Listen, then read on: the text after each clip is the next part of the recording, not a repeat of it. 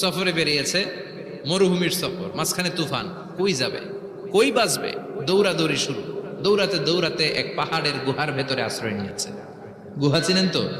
পাহাড়ের গুহা। আশ্রয় নেয়ার সাথে সাথেই বৃষ্টির পানির ঝাপটায় পাহাড়ের উপর থেকে বিশাল এক পাথর খণ্ড এসে পাহাড়ের গুহার মুখটা বন্ধ করে দিয়েছে। বন্ধ, অন্ধকার। এরা পড়ছে বিপদে, হায় হায় বাঁচার জন্য ঢুকলাম, এখন দিই মরণ।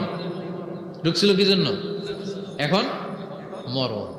বিশাল পাথরের খণ্ড এসে গুহার রাস্তাটা বন্ধ করে দিয়েছে। তিনজন গায়ে যত শক্তি ছিল ধাক্কায়ও কথা সরাইতে পারে না। হায় হায়, অক্সিজেন ভিতরে যা আছে আধা ঘন্টা শেষ হয়ে যাবে, কি করে বাঁচবো? বাঁচার উপায় নাই। চিল্লা ফাল্লা শুরু হয়ে গেল, কান্নাকাটি শুরু।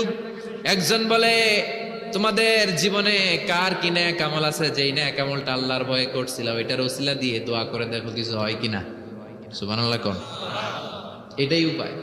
একজন হাঁটু গেড়ে চোখের পানি ছাড়া শুরু করছে আর দোয়া শুরু করছে, আল্লাহ আল্লাহুম্মা কানাত লি আবাওয়ান শাইখান কাবীরা, আল্লাহ আমার বাবা মা ছিল বৃদ্ধ বৃদ্ধা, আমি পেশায় রাখাল, সারাদিন ছাগল চড়িয়ে রাত্রিবেলা দুধ আনতাম, সবার আগে আব্বা আম্মারে দিতাম, এরপরে আমার ছেলে মেয়ে, এরপরে স্ত্রী।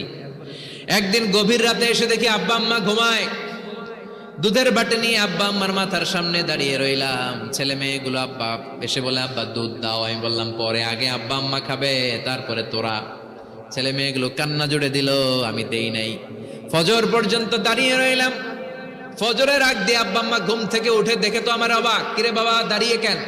বললাম প্রতিদিন দুধ খেয়ে ঘুমাও, আজকে আগে আগে ঘুমিয়েছো, দুধ খাও নাই, তোমাদেরকে আগে দিব বলে দাঁড়িয়ে রইলাম। আল্লাহর ডেকে বলে, আল্লাহ ওই দিন সারা রাত দুধের বাটে নিয়ে মা বাবার শিওরে আমি দাঁড়িয়েছিলাম, ফজরের সময় আব্বা আম্মারে দুধ খাওয়ালাম, তারপরে ছেলে মেয়েদেরকে দিয়েছিলাম, তারপরে স্ত্রীর মুখে দিয়েছিলাম। ও মাবুদ, ওই দিনের এই কাজটা আমি দুনিয়ার কাউরে খুশি করার জন্য করি নাই, শুধুমাত্র তোমার খুশি ছাড়া। ওই রাতের ইবাদত যদি তোমার দরবারে ভালো লেগে থাকে, ফাররিজ আন্না মা নাহনু ফি, আজকের বিপদের দিনে কেউ বাঁচানোর নাই, তুমি আমাদের বাঁচাও। ফানফাজারাত, মুহূর্তের মধ্যে 1/3 বিশাল পাথর খণ্ডটা 1/3 ডান দিকে সরে যায়, এক পাশে সরে যায়। সামান্য আলো বাতাস ঢুকতে আরম্ভ করবে। এখন বাতাস ঢুকে, এখন বেঁচে থাকতে পারবে এই নিশ্চয়তা হয়েছে। সুবহানাল্লাহ কোন। এবার সে বলল, ভাই তোর কি আমল আছে বল। দ্বিতীয় জন হাঁটু গেড়ে আবার চোখের পানি ছেড়ে আল্লাহরে ডেকে বলে, মাবুদ আমার এক চাচাতো বোন ছিল, আল্লাহ সুন্দরী অনন্যা অপসরী প্রিয়ংবদা অনুসুয়া গুণবতী রূপবতী আমার এক চাচাতো বোন ছিল, তার প্রেমে আমি ছিলাম পাগল পাড়া, কিন্তু সে তো আমার ডাকে সাড়া দেয় না।